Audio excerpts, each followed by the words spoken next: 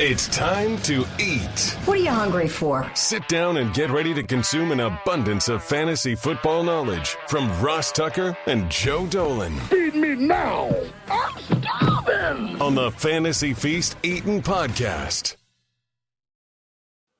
Yeah, let's eat, baby. It is the Fantasy Feast Eatin' Podcast presented by DraftKings. I'm Ross Tucker, former NFL offensive lineman. I think you almost all know that, but you never know when you get some new listeners, because hopefully some of you are spreading the word via social media by retweeting me at Ross Tucker NFL or the podcast network's handle at Ross Tucker Pod. Another epic Even Money podcast yesterday. Back-to-back weeks in the black for both Steve Fezzik and myself to start the year. Awesome. We, of course, have the Ross Tucker Football Podcast every day, including Greg Cosell, Mañana. This is the show that's so nice. We do it twice, Joe and I, back-to-back, baby. You can check us out, like I said, on social media. We post this one right away. So early afternoon on Wednesday for the Thursday night game and all of the Sunday 1 o'clock games.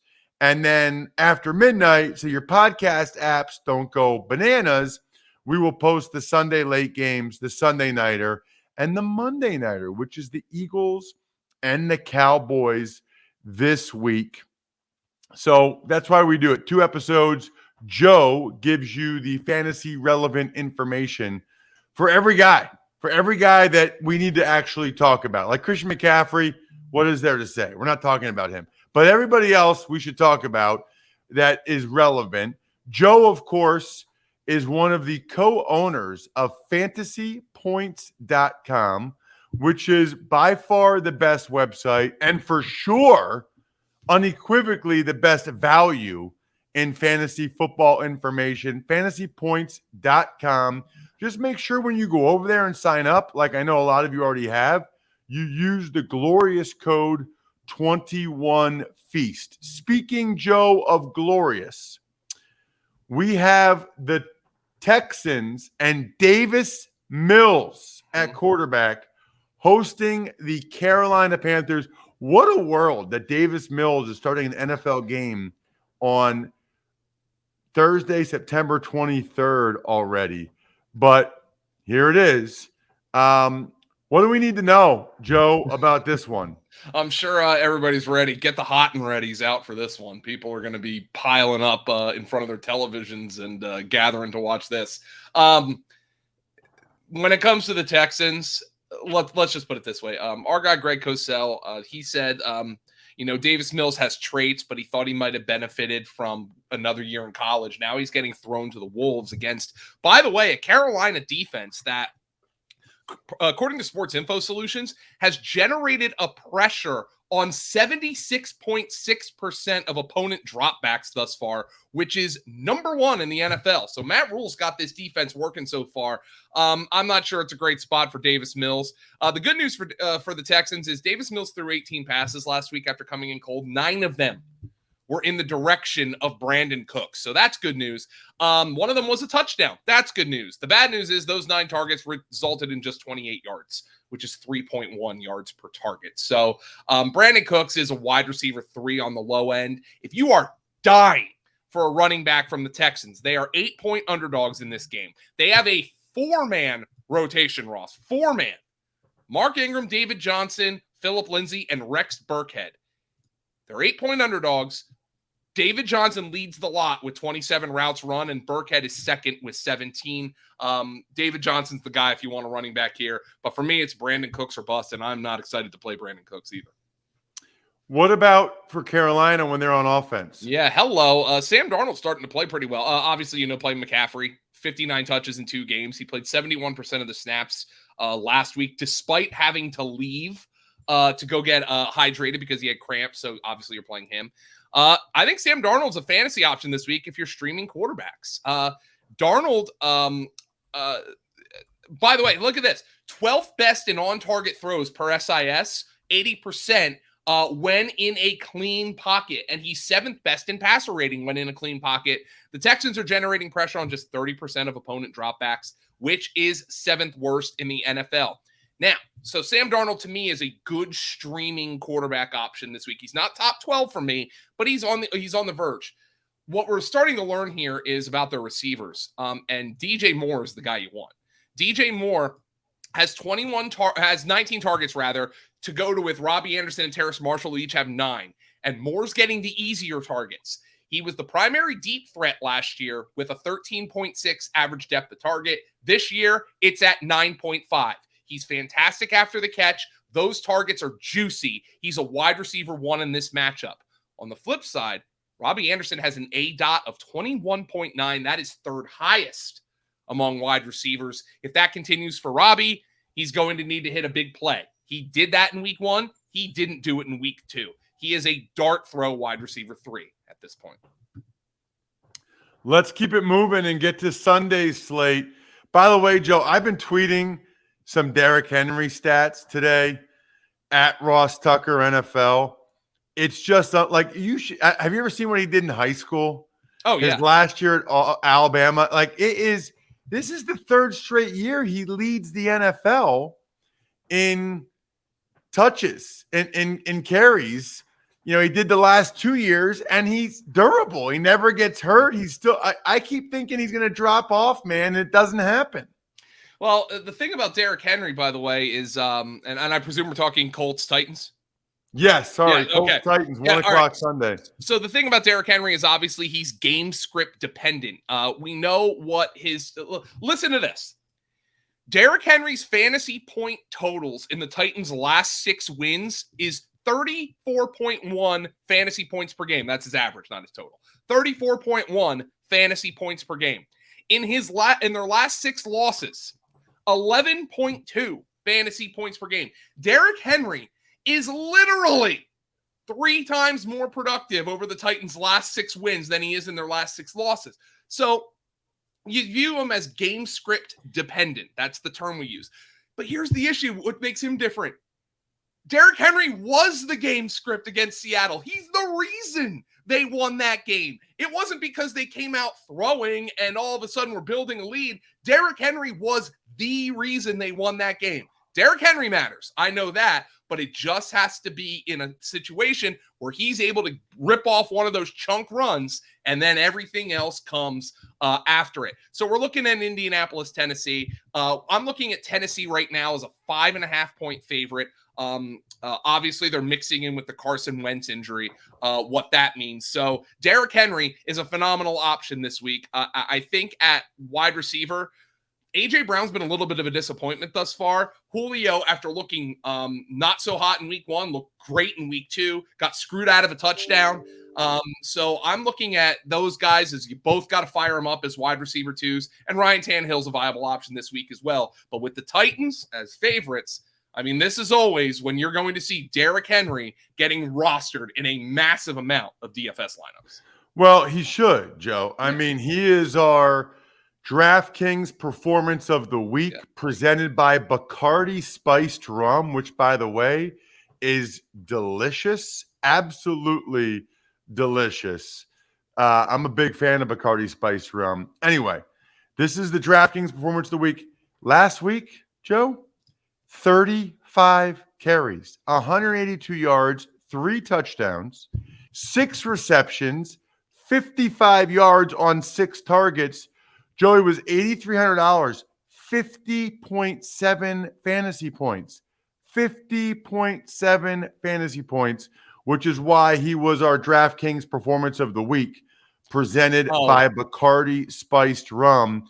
I mean, the guys on the team, and they need him. He's gone over 100 yards in each of his last 3 games against the Colts. Right. Which means he might be the 5. Bacardi Performance of the Week again this week. Yeah, he's going to be chalk this week, though. Last week, after his disappointing week 1, he was a GPP winner because he was not heavily rostered because the Titans were underdogs. But that's what happens sometimes. Derrick Henry, yeah, he's game script dependent, but in a game like last week, he was the game script. He was the reason that the Titans won that game. What about the Colts on the other side? Your boy Carson Wentz has 2 sprained ankles. We don't know if he'll play or not.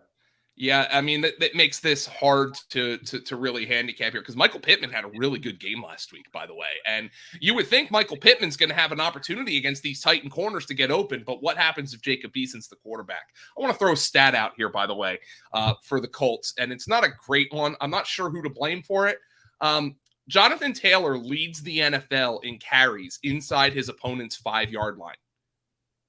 He has turned those 8 carries into -1 rushing yards and no touchdowns. The Colts have been abominable in the red zone. Carson Wentz threw an interception on a shovel pass last week. On the play where he got rolled up on by Aaron Donald, he very nearly threw another interception. That's just in Carson Wentz's DNA. I think the offensive line has struggled more than we thought it would. Sometimes I think Carson Wentz is a quarterback who makes offensive lines look worse. But the Jonathan Taylor stat is also indicating that this offensive line is struggling. The Colts are scrambling. They played Marlon Mack 20% of the snaps last week. The vibes are not good on this team. They're not good for Jonathan Taylor right now, who to me is like a mid to low end RB2 in this matchup. What about Falcons and the Giants, Joe? The Falcons actually showed some life. I thought Matt Ryan played pretty well before the pick sixes at the end of the game. The Giants, the vibes here are just nuclear. Kenny Galladay's yelling at Daniel Jones and Jason Garrett on the sideline. But given this matchup, I wonder if this is a little bit of a grease the squeaky wheel kind of thing for Kenny Galladay. I wouldn't be stunned if they come out and make it a plan to throw the ball to Kenny Galladay at the beginning of this game. It's not a bad matchup. The Falcons pressure the quarterback at the lowest rate in the entire NFL. So Daniel Jones is going to have time. I think Kenny Galladay is realizing that what he had with Matthew Stafford was a guy who's willing to uncork it to one of the best contested catch receivers in the NFL. The thing about contested catch receivers is oftentimes they're not wide ass open. He's almost never open. Yeah, like they and I think he got frustrated because he was open on a couple of plays and Jones didn't throw him the ball. But yeah, this is a guy who made his hay by getting himself open when the ball was in the air by out rebounding defensive backs. And Daniel Jones stylistically just hasn't gotten there the way Matthew Stafford did. So I wonder if this is a grease the squeaky wheel game for Kenny Galladay. Just throwing that out there. Sterling Shepard remains Daniel Jones's guy. He's a strong wide receiver 2-3 option. Evan Ingram might play this week. I'm not interested until I see it. Saquon Barkley. The usage was phenomenal.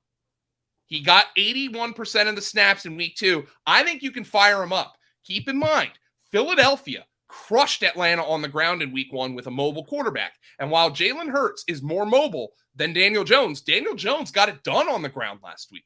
So I would hope Jason Garrett, far be it from me to give Jason Garrett good ideas, but I would hope he uses that quarterback run game to really open things up. I think it's a good week for Saquon Barkley. I think it's a good week for Daniel Jones if you want to play those two guys. Daniel Jones we have ranked pretty high this week.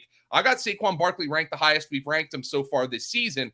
And I think Daniel Jones is kind of a DFS option this week. And I think Saquon Barkley is too. And I don't think Saquon Barkley is going to be used all that much.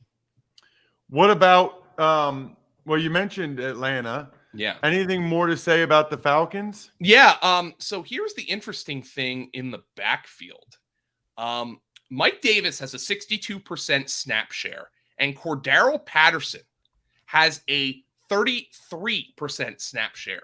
But Cordarrelle Patterson is currently the RB10 because he scored 2 touchdowns. And I think Cordarrelle Patterson right now is kind of their third option in the passing game behind Kyle Pitts and behind Calvin Ridley. Pitts and Ridley, you got to use them both. You saw last week, they each played better than they did against Philadelphia. But Cordarrelle Patterson is a guy who was a popular waiver wire pickup this week. Don't be shocked if he starts to steal more touches from Mike Davis. Interesting, Joe. Let's get to, oh boy, oh baby, Chargers and the Chiefs. Sunday at 1. Well, how fun to watch is Justin Herbert. Very. I mean, this guy, now the Chargers had some red zone problems. They lost 2 touchdowns to penalties against the Cowboys last week. But, I mean, Justin Herbert is just outrageous to watch. I mean, this guy's throwing turkey hole shots across the field, 50 yards. And, Ross, this thing gets 10 feet off the ground. I mean, I've never seen anything like it. It's like a Tiger Woods one-iron stinger. I mean, it's unbelievable the way this guy can throw the football. You know what you're doing with their receivers, though. Keenan Allen, over 100 yards last week, surprisingly on only 4 catches against the Cowboys. But Mike Williams, big Mike Williams, Joe Lombardi comes out in the preseason, and he's like, I think this guy could be an X receiver. We can use him in the Michael Thomas role that we had in New Orleans. What has he done so far? 12 targets in week 1, 8 for 82 and a touchdown. 10 targets in week 2, 7 for 91 and a touchdown. Mike Williams is out there, man. He's in your lineup look, I know he's had the injury problems, but he is balling right now. Mike Williams has got to be in your lineup. You're playing Eckler. Great news last week on Austin Eckler. Eckler wasn't targeted in week number 1 against the football team. They didn't target him coming off the hamstring. Maybe they were taking care of him a little bit. Well, what did he do in week 2? He had as many targets as he had carries. He had as many receptions as he had carries. That was 9. And he had more receiving yards than he had rushing yards, 61-54. Austin Eckler is a slam dunk RB1. And of course, Justin Herbert in a projected shootout is going to be in your lineup. Let's talk Chiefs, Joe. I'm wondering about what happens with Edwards-Helaire after that horrible fumble late. Yeah, I just wonder if it's ever going to happen. Now, you can always look at 2 sides of the coin here for Edwards-Helaire. Number 1, the Chargers play a lot of cover of 2 deep safety. Okay, they play a lot of split safety, cover 2, cover 4, cover 6. Last week, it was evident to me, Ross, that the Cowboys decided we were going to come out and run the ball against 2 deep safety. They had a lot of success doing that, running the ball against 2 deep safety. Could the Chiefs do the same thing against Brandon Staley's defense? Could Andy Reid say, look, there was a terrible fumble by Edwards-Helaire. We're going to try to get him going. On the flip side, could he say, this kid's got to learn a lesson. We're giving the ball to Darrell Williams. Ultimately, I think Edwards-Helaire is a low end RB2 at this point. I've got to see it, It's been disappointing thus far, but I've got to see it from him. And then otherwise, you know what you're doing. Kelsey, you're putting Tyreek Hill in your lineup, and obviously you're putting Patrick Mahomes in your lineup. Mecole Hardman, in a game where 71 points were scored, 5 for 55 on 8 targets, at least he got the 8 targets, but that guy's a fantasy dart throw at best. Let's get to, as we keep it moving, Joe, the next game on the slate. It's the Bengals, whose offensive line is still not good, at the Steelers, whose offensive line is still not good. Yeah.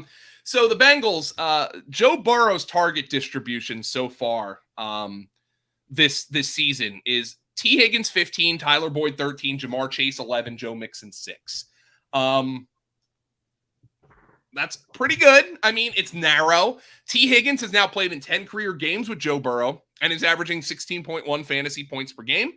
T. Higgins is in your lineup. Tyler Boyd is in your lineup. Jamar Chase is in your lineup. By the way, Jamar Chase is balling. I know he only caught 2 passes last week. One of them was a touchdown. That guy is really good. And he'll continue to be operating as their kind of X receiver. And how about this stat? I know it wasn't pretty last week. Joe Mixon has been on the field for 84% of the Bengals' pass plays. He was only at 55% when healthy last year. That is a major uptick in usage for Joe Mixon. Some games it won't happen statistically. I think we saw Burrow throw 3 bad picks. I think it was the first time in his NFL or college career he's thrown 3 or more picks in a game. He's still getting his feet under him. It's not the best matchup here against Pittsburgh. But, Joe Mixon, maybe you downgrade him a little bit because of that. I'm not excited to play Burrow, but I don't think you have a choice but to load up on these receivers because any one of them can go off any particular week. And as we saw, in weeks 1 and 2, 2 of them can go off, sometimes all 3. You're not upset if you played any of those 3 last week for Cincinnati, despite Burrow throwing the 3 interceptions.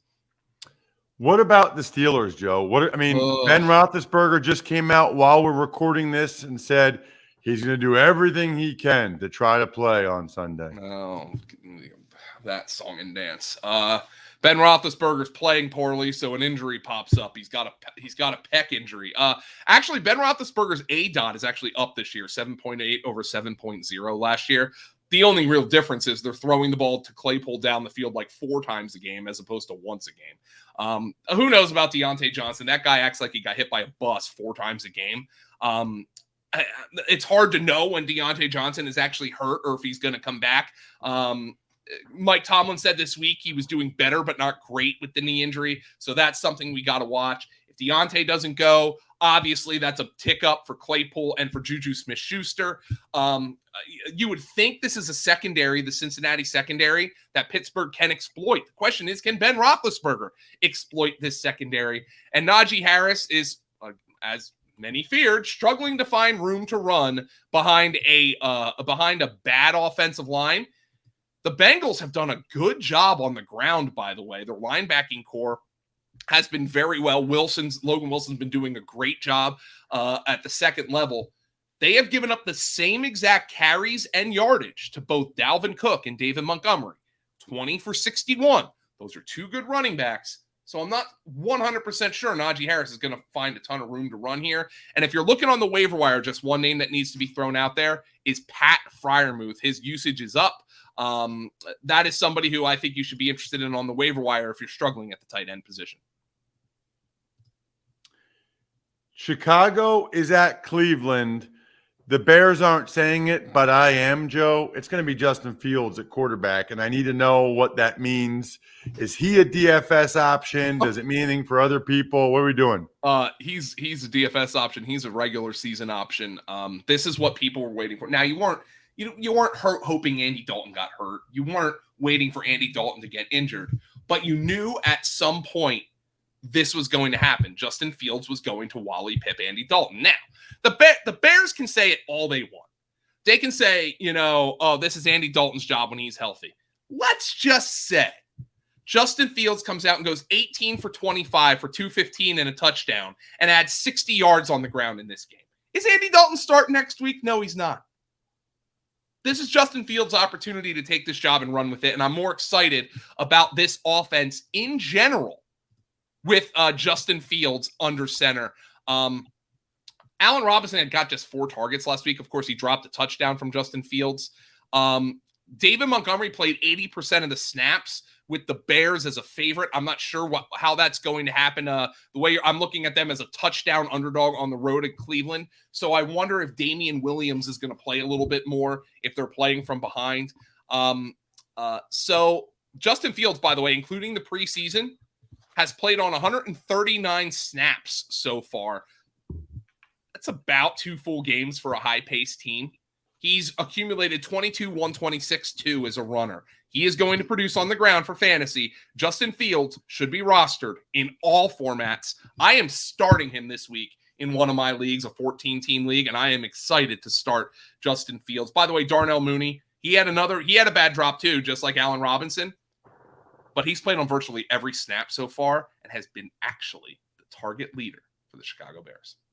And not only that, Joe, the Browns defense hasn't been great, especially on the back end. What about them offensively? Jarvis Landry went on IR. Yeah. We think Odell Beckham Jr. might play this week, so there's a lot of intrigue there at receiver. Yeah, so here's the problem with the Browns. It's like you think they're a good team, but who is there to catch passes? Their target leader through 2 games, Ross, has 8 targets. That's Austin Hooper and David Njoku. David Njoku led their tight ends in targets in week 1. He led their team in catches, and he led the team in receiving yards. He was 3rd among tight ends in those categories in week 2. What are we supposed to do here? It is a receiving group by committee at wide receiver. It's a receiving group by committee at tight end. In the backfield, though, Kareem Hunt hasn't been used as much as you think on passing downs. Nick Chubb has been used more. This is a Nick Chubb spot. They're 7-point favorites at home. They don't have Baker's most reliable receiver, Jarvis Landry. Odell should be back.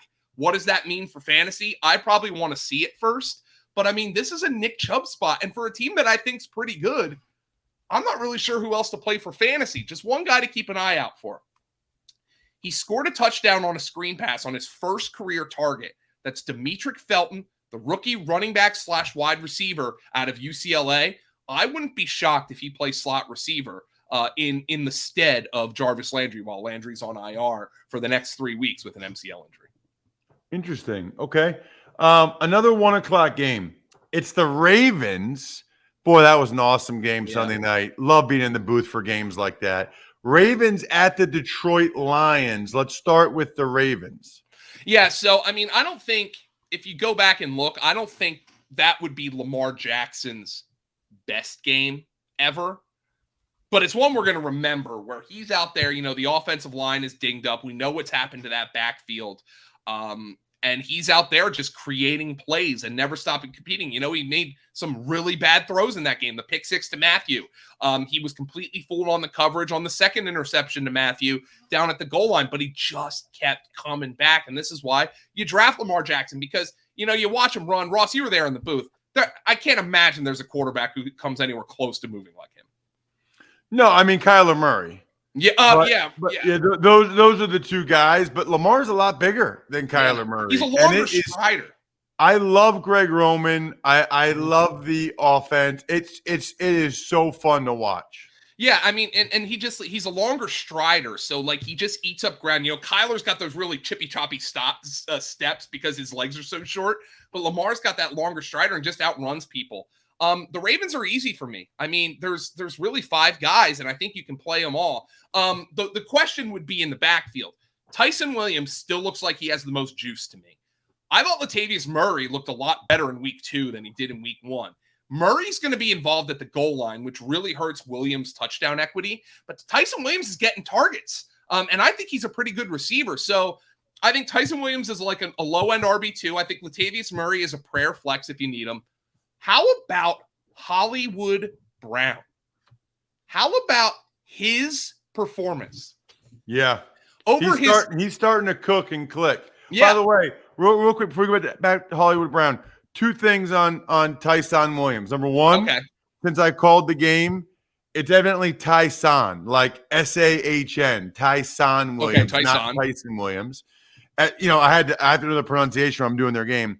Secondly, they were getting frustrated with him, Joe. There were a few times where he was bouncing it outside when he needed to hit it up in there.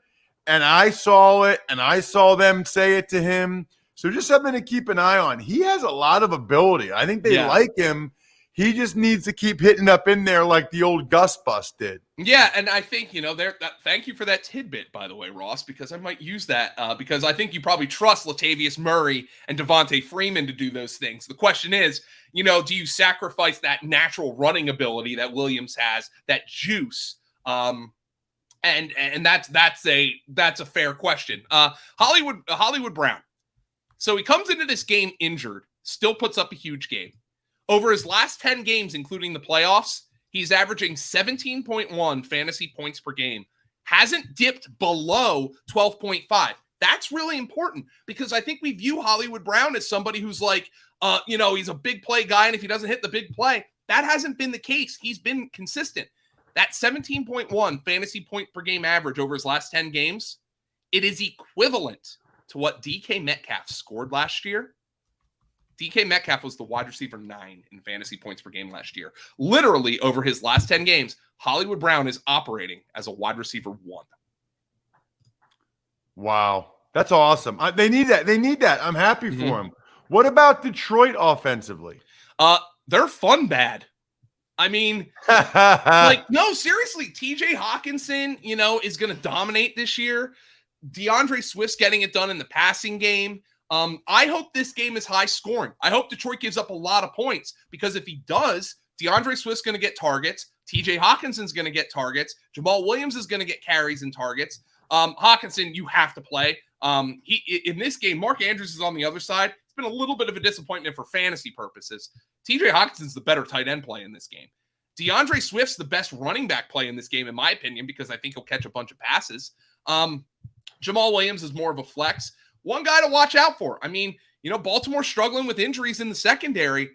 Quintez Cephas is making plays. You know, he almost had an Odell Beckham-like catch on Monday night against the Packers, but he scored touchdowns in each of the first 2 games. This is his opportunity to take this and run with it as the Lions' top outside option on the perimeter. Love it. Before we get to New Orleans and New England, which is interesting, I do want to mention, big fan of Pickswise these days. It's the best app out there for sports betting picks. If you just want something like that, obviously I know a lot of you listen to the Even Money podcast, but every game, every day, and every sport loaded with best bets, props, and parlays. You can find in-depth analysis on every game, all for free. Found your pick? Search the latest sportsbook promotions they have to sign up for an account, compare the odds, and finally place your bet. Download the free Pickswise app now to make your next bet better. Pickswise backs responsible gambling. Gambling problem? Call 1-800-GAMBLER. All right, Saints, what a difference a week makes against the Patriots, Joe. Ross, I hate this team right now, the Saints, because they've given us 2 completely opposite game scripts and 2 completely uncommon game scripts. You've got one where you blow out the Green Bay Packers. You don't have to run plays. And then you got another where you get blown out by Carolina and you can't run plays. Jameis Winston has thrown 42 passes in 2 games. That is outrageous in the NFL this day and age. They averaged 3.0 yards per play against Carolina. They've run the fewest plays in the NFL. What is this team? I don't know. And we haven't seen their baseline. We haven't seen them in a competitive game. So I have no idea what this team is. Obviously, you're playing Alvin Kamara. You know, people are disappointed because we talked up Marquez Callaway all offseason. And you know what? He might end up being a bust. But here's the way I look at it. Jameis Winston has thrown 42 passes. Callaway's been targeted 6 times. That's 1 out of every 7 passes. So, I mean, if Jameis Winston threw 42 passes in a game and Callaway had 6 targets, we'd be like, yeah, sure. All right, there we go. You know, it's just not clicking for them offensively. And in week 1, it didn't have to. You know, Green Bay's turning the ball over. They're getting sacked. And Jameis is throwing 5 touchdowns. And then in week 2, they can't do anything. One thing I will point out about the Saints in week 2, Juwan Johnson ran more routes and saw more targets than Adam Troutman. Juwan Johnson's season is upon us. Ooh, okay.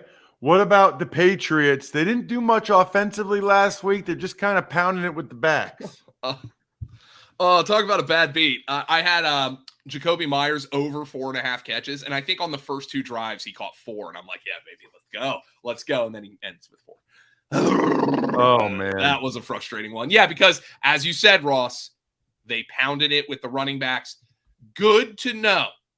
Damian Harris, after the fumble that cost them the game the week previous, comes out and he's the lead back, 16 for 62 and a touchdown. 1 for 2 and receiving. He's not going to get it done as a receiver, but there's no reason for the Patriots to go away from this switch. From this balance, rather. Damian Harris and James White in the backfield. I think Damian Harris is a good RB2, probably touchdown dependent. That guy looks really good. James White is back to being James White. 6 catches for 45 yards, 5 rushes for 20 yards and a touchdown. That guy was one of the most undervalued assets all fantasy season. All we needed was Mac Jones to take this job. Mac Jones took the job. James White is now a really good PPR running back flex. Okay, I like it. All right, let's get to Arizona at Jacksonville. Man, Arizona, their schedule has been nice to start the year. Now they play at Jacksonville. What do we got for Arizona? So Arizona, I mean, Kyler Murray is on his way to just like an outrageous fantasy season. I don't know what else to say. Like, he's out there. He's throwing. He's heat check. He's throwing Steph Curry heat checks. And it's like Steph Curry throwing the ball from. It's like Steph Curry taking 3-pointers from the logo, from the NBA logo. Kyler Murray is always going to throw, Ross, a couple of bad interceptions. Sorry, my wife was driving me nuts with texts there, so I got a little bit distracted. She's yelling at me while I'm doing a podcast. But Kyler Murray, is always going to throw a couple bad interceptions because he's going to look to make the big play. It's part of his DNA. It's going to happen. But now he's got Hopkins out there. He's got AJ Green still doesn't really do it for me. Christian Kirk is going to be inconsistent. The guy who is really intriguing to me is Rondale Moore, who is still playing the fourth most snaps among wide receivers here, running the fourth most routes, but he is making plays at an absurdly efficient level, Ross, just like absurdly efficient level. His yards per route run is among the league leaders. I know he scored the 77-yard touchdown on a busted play. That's not going to happen every week, but he is earning more touches. Rondale Moore is somebody I want to pick up off the waiver wire right now, if at all possible. And by the way, if you're looking for kind of a game script type of deal, Arizona is a 7-point favorite here on the road. Maybe James Conner gets in the end zone in this one if you're looking for a low-end DFS punt play. Washington at Buffalo. Oh, no, we didn't even get to the Jaguars. Gosh, that's bad. Jaguars, Joe. I mean, yeah. I mean, look, Arizona's defense in week 2 looked more like I thought it would in week 1. They have problems at the cornerback position. I think that's probably good news for Marvin Jones and DJ Chark. Chark leads, by the way, the NFL in uncatchable target percentage. So he and Lawrence are just not on the same page. Marvin Jones is a great value on DFS this week, by the way. And I think he's going to be super chalky in a game where I think Jacksonville is going to have to throw it. But he's about all I'm interested in Jacksonville. At the very least, Jacksonville ended up giving the ball more to James Robinson. I mean, he's not somebody I'm excited to play, but you can play him as a flex. Let's get to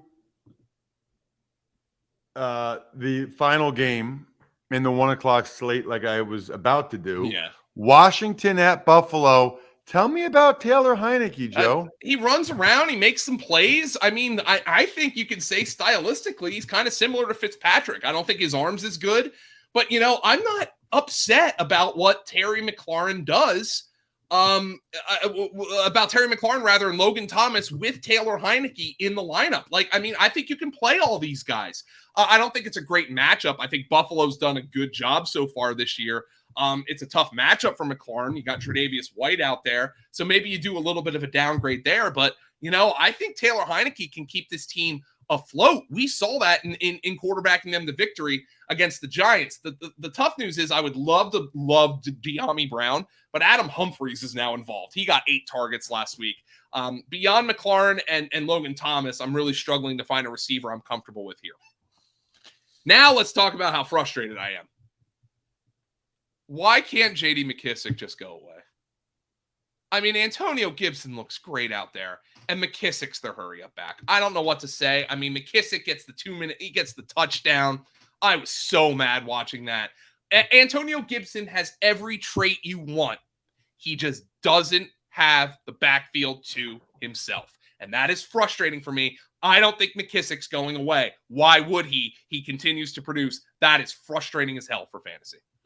What about the Bills? They got back on track, Joe. They look like the Bills. And I got to tell you, last year, David Montgomery surprised me because he showed a lot more juice than he did as a rookie.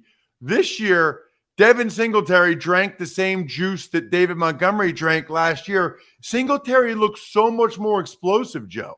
Yeah, but the question is Buffalo going to run it? Or is that in their DNA? And now Zach Moss is back and involved in the backfield. He wasn't – Zach Moss in week 1 was inactive. He was a semi-healthy scratch. I think they said, his conditioning wasn't up to snuff, after the offseason injury. But now he's back and involved. He scored 2 touchdowns despite losing a fumble, so they didn't doghouse him. So he's involved. Washington's run defense has been really good so far. I know Saquon played a lot of snaps, but they did a good job on him. Obviously, they did a good job on Eckler in week 1, so that's been a good run defense. And the one concern I have for Buffalo is Josh Allen doesn't look as sharp so far. And maybe he hasn't had – well, I thought he did, and he had to in week 1 and didn't. He didn't have to in week 2 and really didn't. Let's see if they can get off the schneid here. Allen looking big, like a big-time quarterback in week 3. You might have ranked Allen. I mean, Allen was in the conversation to be the number 1 overall quarterback in fantasy football. Has not looked the part thus far. Just keep in mind, Washington got crushed on the ground by Daniel Jones last week. I wonder if the design quarterback run game will be part of what Josh Allen and the Bills do this week. Interesting. Also keep in mind Joe Dolan, who we got some nice YouTube comments about last week. For those of you that want to watch the show, youtube.com/Ross Tucker NFL. Joe Dolan is the man. It's the show that's so nice we do it twice. That'll wrap up episode 1. We'll record episode 2 momentarily, post it in your podcast app after midnight. Make sure you go to fantasypoints.com right now. Throw the code in 21Feast and forward it to me when you do. Ross@RossTucker.com. I'm stuffed, but I still have room for 6 more games. I think we're done here. Thanks for listening to the Fantasy Feast podcast. Make sure to also subscribe to the Ross Tucker Football Podcast, Even Money, Business of Sports, and the College Draft. All available at Apple Podcasts, RossTucker.com, or wherever podcasts can be found. A lot of times on the show, I mentioned DraftKings. Here's what you need to know. You got to be 21 or older, New Jersey, Indiana, or Pennsylvania only. New customers only. Restrictions apply.